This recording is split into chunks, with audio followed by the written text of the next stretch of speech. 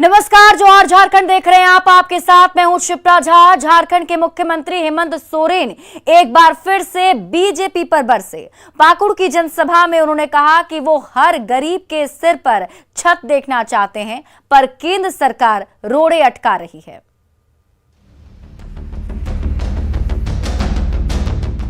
पाकुड़ में आपकी योजना आपकी सरकार आपके द्वार अभियान का मंच सजा। गांव-गांव से ग्रामीणों की भीड़ जुटी और उनके सामने मुख्यमंत्री हेमंत सोरेन ने विकास योजनाओं का पिटारा खोल दिया। 21 करोड़ की लागत से 42 योजनाओं का उद्घाटन और 545 करोड़ की लागत से 27 योजनाओं का शिलान्यास तो किया ही, 54,000 लाभुकों के बीच 158 करोड़ की परिसंपत्ति भी बांटी।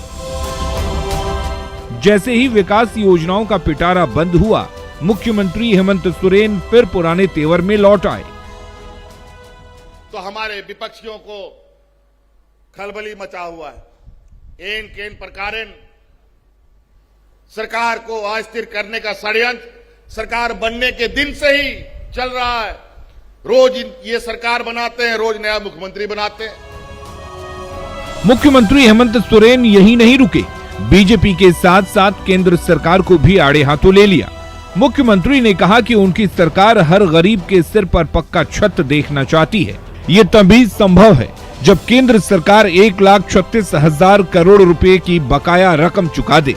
पर जब झारखंड सरकार आवाज उठाती है तो आवाज दबाने के लिए आईटी और ईडी जैसी जांच एजेंसियों को सरकार और उसके नुमाइंदों के पीछे छोड़ दिया जाता है।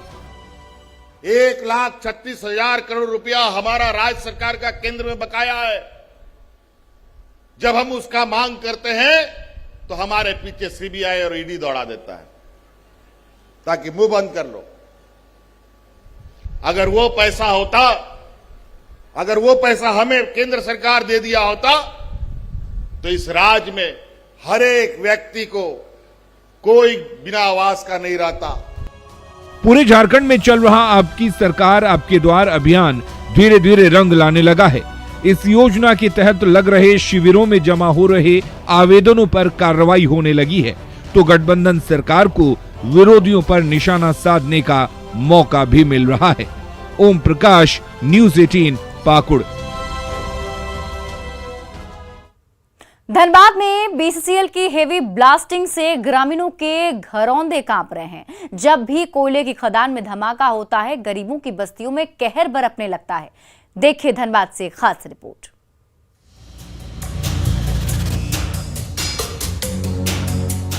छत पर पड़ी बड़ी सी दरार,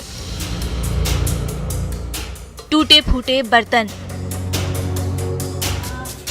और चारों ओर बिखरे पत्थर के टुकड़े। बीसीसीएल की हेवी ब्लास्टिंग ने केसरगढ़ के ग्रामीणों को मौत के मुहान पर लाकर खड़ा कर दिया है। ब्लॉक 2 की खदान में रोजाना धमाके होते हैं और इसका कहर इन ग्रामीणों पर टूट पड़ता है। जैसे ही खदान में ब्लास्ट होता है, वैसे कोयला और पत्थर के बड़े बड़े टुकड़े उड़कर छतों और घरों के अंदर गिरते रहते हैं। कई बार इन टुकड़ों से ये ग्रामीण लहूलुहान भी हो जाते हैं, पर हेवी ब्लास्टिंग बंद नहीं होती।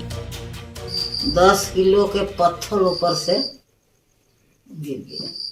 कहाँ से गिरता है पत्थर? आवाज से। तो यहाँ बगल में क्या बीसीसीएल का माइंस है? हाँ। उसके घर में छप्पर को फाड़ते हुए पत्थर गिरा। वो बगल में सो रही थी, जिससे वो बाल बाल बची, और उस पत्थर के गिरने से जो कढ़ाई रखा हुआ था वो चकनाचूर हो गया। तो हम लोग यहाँ आक्रोश व्यक्त करने के लिए, विरोध व्यक्त करने के लिए यहाँ पर प्रबंधन का जो ट्रांसपोर्टिंग का कार्य हम लोग बाधित किए हैं।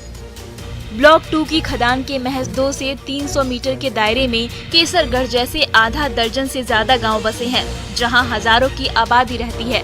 इसलिए जैसे ही कोयला खान से धमाके का शोर सुनाई देता है, उस आवाज को सुनकर केसरगढ़ के ग्रामीण कांप जाते हैं। पता नहीं किस तरफ से बड़े से पत्थर का टुकड़ा उनके ऊपर गिर पड़ेगा और वो लहूलुहान हो जाएंगे। हेवी ब्लास्टिंग से परेशान ग्रामीणों ने कई बार विरोध की आवाज बुलंद की, पर बीसीसीएल की कानों में जू तक नहीं रेंगा। हेवी ब्लास्टिंग अब रुकेगा या यूं ही चलेगा? इस विषय में जो है कि वार्ता जो भी होगी और क्या इसमें टेक्निकल टर्म है वो माइनिंग के जो हमारे सक्षम अधिकारी हैं वो आपको विशेष जानकारी इसमें देंगे। हेवी ब्लास्टिंग के साए में तिल तिल कर जी रहे ये ग्रामीण बीसीसीएल से रहम की गुहार लगा रहे हैं, चैन से जीने का हक मांग रहे हैं, पर उनकी आवाज किसी को सुनाई नहीं दे रही।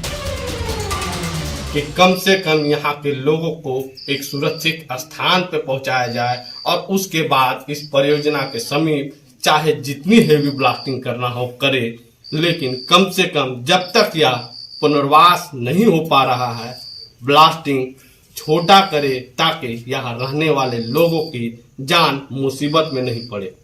संजय गुप्ता, न्यूज 18 धनबाद। रांची के रिम्स में चिकित्सकों की लापरवाही ने एक पति से उसकी पत्नी छीन ली और नवजात शिशु से उसकी मां। पिछले 7 नवंबर को रांची निवासी मुनींद्र कुमार ने गर्भवती पत्नी श्रुति को रिम्स में एडमिट कराया। उसी दिन श्रुति ने बेटी को जन्म दिया पर उसकी मौत हो गई। यही नहीं, उसका शव 3 दिन तक पोस्टमार्टम हाउस में पड़ा रहा, पर कागजी खानापूर्ति के चलते शव देने में आनाकानी हुई। प्रशासन और मीडिया का दबाव बढ़ा, तब रिम्स प्रबंधन की नींद टूटी। इस पर ज्यादा जानकारी दे रही हैं न्यूज 18 संवाददाता रूपाली त्रिपाठी। आज हम आपको एक ऐसे पिता से मिलवाएंगे जिनकी बेटी का जन्म होता है और उसके बाद इनके पूरे घर में मातम छा जाता है। वजह सरकारी अस्पताल की व्यवस्था और हमारे अस्पतालों की व्यवस्था। ये पिता हमारे सामने है, आप बताइए कि पूरा मामला क्या है, कैसे हुआ, क्या हुआ है? डिलीवरी के समय उसको मौत हुई है। सीजर होना था, सीजर के लिए ले गए ओटी में सीजर होते ही समय वो एक्सपायर। आपको क्या लग रहा है, जब अंदर आप गए थे तो क्या निकला था? अंदर गए तो देखे ऑक्सीजन वगैरह का सिलेंडर खाली पड़ा हुआ था। माँ स्वस्थ थी? माँ स्वस्थ नहीं थी उस समय, वो स्थिति उसका गंभीर हो चुकी थी। ऑपरेशन से पहले हेल्दी थी? हेल्दी थी। हाँ। कोई उसका कंप्लेन नहीं था। ऑपरेशन से पहले वो सारा चीज फिट थी, सारा रिपोर्ट उसका नॉर्मल था। हाँ। और अब की क्या स्थिति है? आप पोस्टमार्टम रूम के बाहर भटक रहे हैं। पोस्टमार्टम के रूम आज 3 दिन से भटक रहे हैं। थाना प्रभारी से यही है कि थाना प्रभारी बोल रहे हैं कि पेपर भेज दिए, पेपर नहीं आया है। अब यहाँ बोल रहे हैं कि पेपर पहुँचेगा तब हम काम करेंगे। तो ये आम लोगों की परेशानी है कि इनको पैरवी करना पड़ता है अपने ही परिजन की बॉडी रिलीज करवाने के लिए। पोस्टमार्टम में ये परसों से भटक रहे हैं पोस्टमार्टम रूम के बाहर, लेकिन इनको बॉडी नहीं सौंपा जाता है। यही स्थिति है आज के हमारे अस्पतालों की और यही स्थिति है हमारे प्रशासन की कि एक इंसान अपने परिजन की बॉडी मांगता है, शव मांगता है, वो तक उन्हें नहीं सौंपा जाता है। रूपाली त्रिपाठी, न्यूज 18 रांची। बोकारो में सरकारी रोक के बाद भी अवैध बालू का कारोबार बेरोक टोक जारी है। बरमसिया के अड़ीता गोवाई नदी घाट से बालू का अवैध उठाव हो रहा है। मुखिया के लिखित आवेदन के बाद भी खनन विभाग और पुलिस लापरवाह बनी हुई है। यहां रात हो या दिन खुलेआम बालू का अवैध खनन किया जाता है और उसे चंदन कियारी से चास तक ले जाकर बेचा जाता है। बालू यहाँ नदी में चल रहा है। हम लोग जो किए हुए थे, आवेदन दिया हुआ था उसमें कार्रवाई कानूनी नहीं कर। क्या चीज का आवेदन दिए हैं आप? दिए हैं एसपी को, डीएसपी को, अवैध बालू। तो लिखित शिकायत आप दिए हैं? हाँ दिए। जब फोन हम करते हैं तो बड़ा बाबू रिसीव नहीं कर रहा। रामगढ़ की देवरिया पंचायत में आयोजित सरकार आपके द्वार कार्यक्रम में कांग्रेस विधायक अंबा प्रसाद ने एक बार फिर सबका दिल जीत लिया। इस कार्यक्रम में एक दिव्यांग महिला गाड़ी पर सवार होकर पहुंची तो कांग्रेस विधायक अंबा प्रसाद की नजर उस पर पड़ी। उन्होंने बिना देर किए दिव्यांग महिला को गोद में उठाया और नीचे उतारकर ट्राईसाइकिल में बिठा दिया। विधायक के इस अंदाज की रामगढ़ के ग्रामीणों ने प्रशंसा की। आशीर्वाद है, हम तो दिन रात मेहनत कर रहे हैं, काम कर रहे हैं और सेवा भाव से लोगों के सुख दुख में भाग ले रहे हैं। बाकी लोग भी अब माता पिता की तरह अपना पूरा प्यार दे रहे हैं हर जगह। बोकारो स्टील प्लांट में हुए हादसे में ठेका मजदूर सतीश महतो की मौत के 24 घंटे से ज्यादा गुजर चुके हैं, पर मृत मजदूर का शव पोस्टमार्टम हाउस में पड़ा हुआ है। नौकरी और मुआवजे की मांग को लेकर पीड़ित परिजन सड़क पर उतर आए हैं। राजनीतिक दलों ने भी आंदोलन छेड़ दिया है, पर बोकारो स्टील प्रबंधन मांगे सुनने को तैयार नहीं। इससे नाराज परिजनों ने बोकारो जनरल अस्पताल के बाहर जमकर हंगामा किया और स्टील प्लांट मैनेजमेंट के खिलाफ नारेबाजी की। मैनेजमेंट को ये कहना चाहता हूं कि जो भी मामला है, 2 दिनों से जो चल रहा है लंबित मामला, उसको अविलंब इस पर संज्ञान में लेते हुए और जो पीड़ित परिवार है उसको न्याय दिलाने का काम करे। धनबाद के कतरासगढ़ रेलवे स्टेशन पर 1 साल बाद इंटरसिटी ट्रेन रुकी तो कोयलांचल के रेल यात्रियों की खुशी का ठिकाना नहीं रहा। बीजेपी सांसद ने ट्रेन को हरी झंडी दिखाई।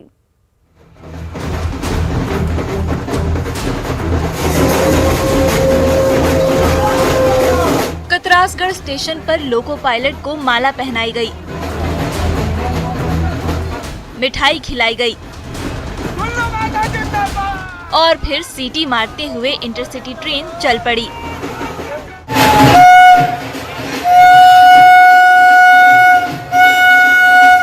यहाँ से 26 जोड़ी ट्रेनें गुजरती थी, पर डीसी रेल लाइन को अग्नि प्रभावित बताकर ट्रेनों पर ब्रेक लगा दिया गया था। बाद में लंबे आंदोलन के बाद फिर से ट्रेनें शुरू तो हुई, पर कोरोना काल की वजह से एक बार फिर से इन्हें रोक दिया गया। इसे लेकर गिरिडीह सांसद सीपी चौधरी ने कहा कि आज ये ट्रेन ठहराव शुरू हुआ है, बाकी ट्रेनों को भी जल्द शुरू किया जाएगा। प्रयासरत है, धीरे धीरे करके सभी ट्रेनों का ठहराव जो पहले से आ रही थी सबको हम लोग रोकने का प्रयास करेंगे और फिर अभी सेशन भी चलेगा तो सब माननीय विधायक जी के साथ मिलकर हम लोग फिर से रेल मंत्री के पास जाएंगे और बाकी इंटरसिटी को शुरू करवाने का श्रेय लेने के लिए राजनीतिक दलों में होड़ मची हुई है। बाघमारा विधायक ढुलू महतो ने राज्य सरकार पर झूठा श्रेय लेने का आरोप लगाते हुए जमकर निशाना साधा। बहुत लोग कुछ करने के बाद भी बस एक चिट्ठी पत्री कहीं पे दे दिया, फोटो खिंचवा दिया, बोलता कि हम मेहनत किए लंबे आंदोलन के। आज तक के दरमियान लंबे आंदोलन के दरमियान जो इस तरह के दिग्भ्रमित करने का प्रयास कर रहा उन लोगों के द्वारा धनबाद बाघमारा के धरती पर कभी भी 1 इंच कोई अच्छा काम नहीं किया गया है। पूरे 2 साल के बाद इंटरसिटी के शुरू होने से स्थानीय लोगों में उत्साह है, पर इसके श्रेय को लेकर राजनीति भी शुरू हो गई है। संजय गुप्ता, न्यूज़ 18, धनबाद।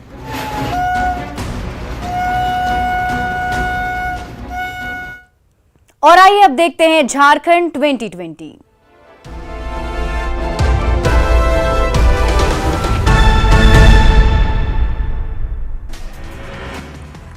बोकारो के पिंडरा जोरा थाना क्षेत्र मुख्य सड़क पर सड़क हादसे में एक बाइक सवार की मौत। बाइक चला रहा व्यक्ति मौके से फरार, परिजन जता रहे अनहोनी की आशंका।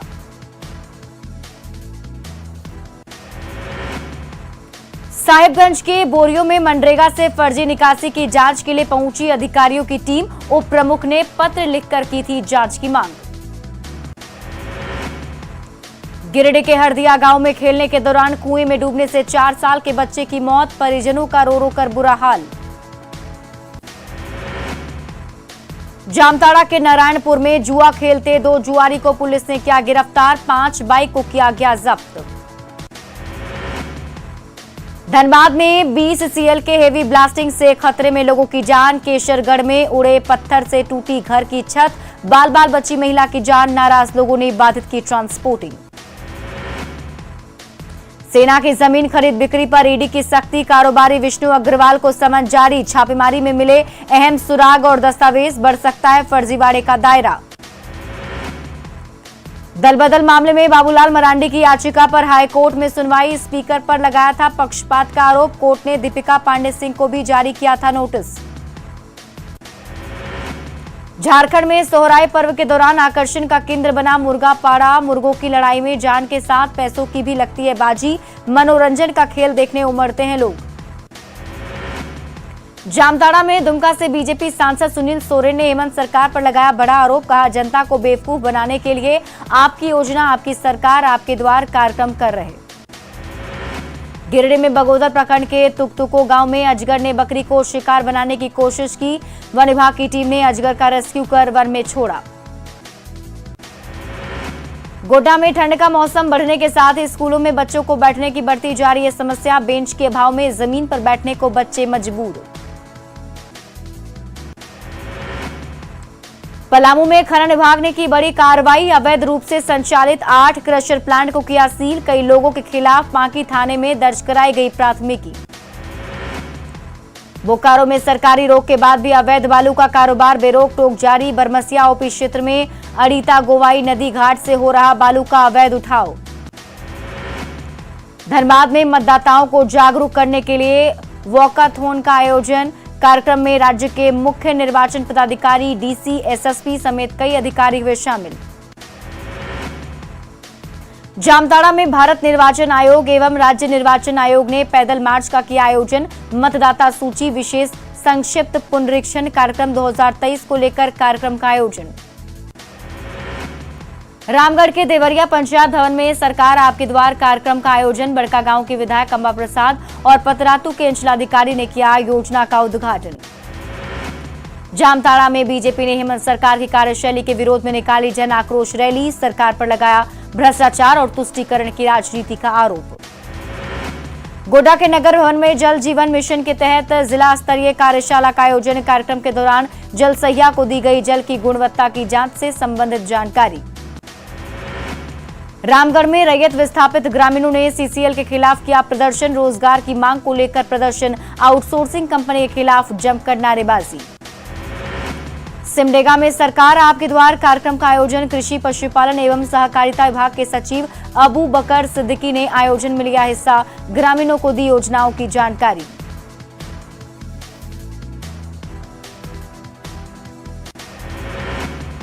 और इसी बीच बिहार से बड़ी खबर सामने आ रही है, जहां बताया जा रहा है कि वैशाली से बड़ी खबर है, गंडक नदी में नाव फंस गई है। बड़ी खबर आपको बता रहे बिहार के वैशाली से, जहां गंडक नदी में नाव फंस गई। नाव पर करीब 200 लोग सवार हैं और ये देखिए तस्वीर आपके टीवी स्क्रीन पर हम आपको दिखा रहे हैं। 200 लोग सवार होने की बात सामने आ रही है। जो नाव गंडक नदी में फंस गई है, बताया जा रहा है कि अभी फिलहाल एसडीआरएफ की टीम मौके पर मौजूद है। कोन्हारा घाट के पास की घटना है, जहां नाव पर करीब 150 लोग सवार है। जो अपडेट सामने आ रहा है उसके मुताबिक बताया जा रहा है कि गंडक नदी में नाव फंस गई और देखिए जैसी ये सूचना मिली तो आसपास से लोग भी वहां पहुंच चुके हैं और अभी फिलहाल रेस्क्यू किया जा रहा है। नाव से लोगों को निकालने की कोशिश चल रही है। प्रफुल्ल हमारे सहयोगी अधिक जानकारी के साथ जुड़े हैं। प्रफुल्ल, क्या अपडेट है अभी? जी देखिए, मैं बता दूं आपको कि एक बड़ा हादसा जो है वो फिलहाल एक गंडक नदी में हुआ है और जिस तरह से नाव ओवरलोड करके इस नदी में परिचालन किया जाए उसका खामियाजा आज बहुत लोगों को भुगतना पड़ता। लेकिन राहत की बात है कि अभी तक किसी की मौत की सूचना नहीं है और करीब 150 से 200 लोग जो थे उस नाव पे सवार थे, जो सभी पटना और जहानाबाद। क्या जानकारी मिल रही है प्रफुल्ल, कहाँ जा रहे थे ये सभी लोग, कुछ जानकारी मिल पा रही है? जी बिल्कुल ये लोग पटना और जहानाबाद के रहने वाले थे, जो सोनपुर गंगा स्नान करने आए थे और यहाँ से लौट रहे थे अपने घर।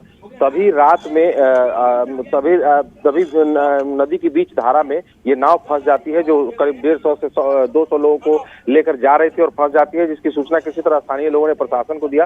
प्रशासनिक महकमे में इस खबर मिलते ही हड़कंप मच गया, जिसके बाद मौके पर एसडीआरएफ की 4 टीम वहाँ पे पहुंची और फिलहाल अभी लोगों को रेस्क्यू करने का काम जो किया जा रहा है। कितने लोगों को निकाल लिया गया और कितने लोग अभी फंसे हुए हैं प्रफुल्ल? बताया जा रहा है कि अभी 90 लोगों को बाहर निकाल लिया गया है। जो मेरे एसडीआरएफ के जो इंस्पेक्टर है उन्होंने बताया कि 90 लोगों को बाहर निकाल लिया गया है और जो लोग थे, जो नाविक था वो नाव लेकर उधर आगे बढ़ गया, तो उसकी भी तलाश की जा रही है और उसको भी बाहर निकालने का प्रयास जो है वो किया जा रहा है। फिलहाल वहाँ पे एसडीआरएफ की टीम मौजूद है और इधर घाट के नदी के किनारे जो है वो प्रशासन और पुलिस की टीम भी मौजूद है, ताकि किसी भी विकट परिस्थिति में हालात से निपटा जा सके। इसकी तैयारी जो है यहाँ पहले से की जा चुकी है। जी, जो लोग फंसे उनमें कौन कौन है? क्या महिलाएं हैं, बच्चे हैं, पुरुष हैं, कौन कौन लोग शामिल हैं? बिल्कुल पूरा मैं कहूँ आपको तो इसमें महिलाओं के अलावा पुरुष और बच्चे भी शामिल हैं, जो सभी अपने परिवार के साथ यहाँ पे सोनपुर में गंगा स्नान करने आ रहे थे और वो सब मेला देखने और गंगा स्नान करने के बाद वापस अपने घर लौट रहे थे। तभी ये बीच में नाव फंस जाता है। जहाँ नाव फंसी है वहाँ उस जगह को गंगा और गंडक का संगम स्थल कहा जाता है और वहाँ से तिरसिया दियारा का जो इलाका है वो शुरू हो जाता है। राहत की बात है कि जहां से नदी विभाजित हो रही है वहीं पे नाव फंसी थी और टापू था, इसलिए एसडीआरएफ को थोड़ी सहूलियत थी, लेकिन अंधेरा होने के कारण रेस्क्यू में थोड़ी देरी हो रही है। फिलहाल 90 लोगों को बाहर निकाला गया है और जो लोग अब फंसे हैं आसपास जो है वो देखा जा रहा है नदी में कि किसी की कोई डूबा है या कोई आसपास फंसा हो तो उसे भी निकालने की कवायद की जा रही है। जी चलिए, बहुत बहुत शुक्रिया तमाम जानकारी के लिए प्रफुल्ल। जो ये लोग गए थे सोनपुर मेला में नहाने के लिए और मेला देखने के लिए, तो वहाँ से वहाँ से हमारे को खबर मिला उसमें अंचला पदाधिकारी से कि वहाँ पर एक नाव बीच में फंसी है संगम के पास। तो हम लोग यहाँ पर आए तो बोट इसमें नाव के अंदर लगभग 200 से ज़्यादा लोग थे, जिसमें से हम उनको यहाँ बचा के सुरक्षित स्थान पर लाए। जैसे नाव की संख्या जो है जनता कम हुआ, उसके बाद से नाव वाला फिर लेकर के भाग गया। लगभग अभी उसमें 100 आदमी हैं सवार। निजी नाव था सर? नहीं, इसमें प्राइवेट नाव थी, वो बड़ी वाली। पटना जाना था हमको, तो इसी कभी नहीं चढ़े थे, आज चढ़ गए पर फंस गए बीच नदी। कितना नाव पर आदमी सवार था? नाव में कम से कम लगभग 200 किलो। और छोटा छोटा बच्चा को लेकर कहाँ के लिए जा रहे थे? पटना जा रहे थे। जहानाबाद जाना है। जहानाबाद के रहने वाले। और आइए देखते हैं झारखंड खबरें। लोहरदगा पुलिस ने फिर से नक्सलियों के खिलाफ अभियान तेज कर दिया है। पुलिस अधीक्षक के निर्देश पर नक्सल प्रभावित सेना थाना क्षेत्र के पहाड़ी इलाके में अभियान चलाया गया। इस दौरान जब रास्ते में ताश खेल रहे जुआरियों ने पुलिस बल को आते देखा तो वहां से भाग खड़े हुए। पुलिस ने संदिग्धों के सामान को जब्त कर लिया है और इलाके में सघन अभियान चलाया जा रहा है। गिरिडीह में नगर थाना इलाके के कुरैशी मोहल्ला में गोली चली। 2 गुटों के विवाद में हुई फायरिंग में फिरोज नामक युवक को पेट में गोली लगी है। सदर अस्पताल में प्राथमिक उपचार के बाद उसे धनबाद रेफर कर दिया गया। गोलीबारी किस वजह से हुई, फिलहाल इसकी जानकारी नहीं मिल सकी है। गिरिडीह पुलिस पूरे मामले की तफ्तीश में जुटी हुई है। पलामू में खनन विभाग ने बड़ी कार्रवाई की और अवैध रूप से चल रहे 8 क्रशर प्लांट को सील कर दिया, जबकि 5380 सीएफटी बोल्डर, 2253 सीएफटी स्टोन और 1300 सीएफटी डस्ट जब्त किया गया है। वहीं कई लोगों के खिलाफ पांकी थाने में प्राथमिकी भी दर्ज की गई। जिला खनन पदाधिकारी आनंद कुमार के नेतृत्व में अवैध रूप से संचालित क्रशर को सील किया गया। इस दौरान कई क्रशर को भी तोड़ा गया है। साथ ही अवैध क्रशर का कई साल से संचालन यहां हो रहा था। इस दौरान पांकी थाना के पुलिस मौजूद रही। और फिलहाल इस बुलेटिन में अभी के लिए बस इतना ही। आप देखते रहिए न्यूज़ 18 बिहार झारखंड।